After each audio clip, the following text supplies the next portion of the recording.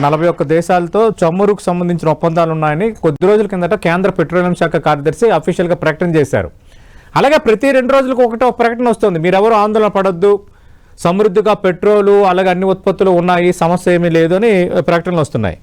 అయితే ఇప్పుడు రష్యా ప్రకటన చూసాం కొద్ది రోజుల కిందట. అంటే ఇప్పుడు రష్యా అంటే మేము ఇక ఆయిల్ అమ్మాలంటే ఖచ్చితంగా మేము డబుల్ రేటుకే అమ్ముతాము అని రష్యా మంత్రి చేసిన ప్రకటన ఒక 2 వారాల కిందట చూసాం.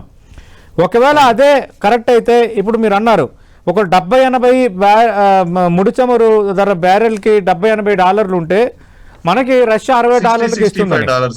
ఒకవేళ ఈ డబుల్ అంటే ఒక $120 అన్నది అనుకోండి, ఖచ్చితంగా మనకి పెరగడానికి ఛాన్స్ ఉంటుంది కదా. ఆ నష్టాన్ని మనం దేశం ఎట్లా భర్తీ చేసుకుంటుంది?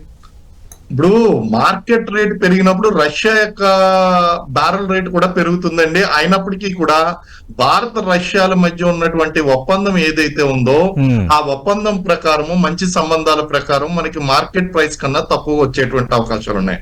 ఎంటైర్ వరల్డ్ మార్కెట్ లో హైక్ ఉంటే దెన్ రష్యాలో కూడా హైక్ ఉండేటువంటి అవకాశం ఉంది. ఒకవేళ రష్యా ఒకటి పెంచినంత మాత్రాన మనకి మిగిలినటువంటివి ఏదైతే ఉన్నాయో ఆ దేశాల నుంచి మనం దిగుమతులు అనేటువంటి పెంచుకునేటువంటి అవకాశాలు ఉన్నాయండి. ముఖ్యంగా మనకి గల్ఫ్ కంట్రీస్ టుగెదర్ గనక మనం చూసుకున్నట్లయితే ఇరాక్ నుంచి మనకి 20% వస్తున్నప్పటికీ మిగిలినటువంటి గల్ఫ్ కంట్రీస్ నుంచి కూడా మనకు ఉందండి.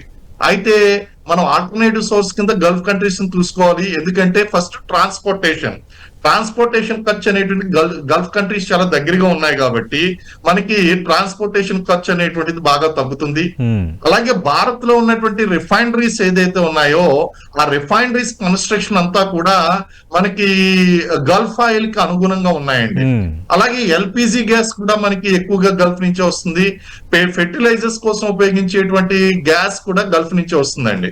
మనకి ఆల్టర్నేటివ్ సోర్సెస్ అనేటువంటి ఉన్నాయి. ఇక్కడ ఎవరు కూడా మన భారతదేశం మీద మోనోపోలీ అనేటువంటి చూపించేటువంటి అవకాశం లేదు. రష్యా కూడా ఒకవేళ మార్కెట్ ప్రైసెస్ పెరిగితే గనక వాళ్ళే పెరుగుతాయి.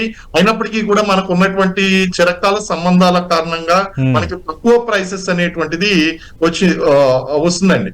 కారణం ఏంటి అంటే మనకి మధ్యప్రాచ్యంలో ఎప్పుడైతే ప్రాబ్లం వచ్చిందో మనకి రష్యా ముందుకు వచ్చిందండి. రష్యా ముందుకు వచ్చి ఏమన్నదండి, పాశ్చాత్య ఆంక్షలు ఉన్నప్పటికీ కూడా మనకి రష్యా అనేటువంటిది ఆదుకుంటాం, డిస్కౌంటెడ్ ఆయిల్ అనేటువంటిది ఇస్తాం అనేటువంటి జరిగింది.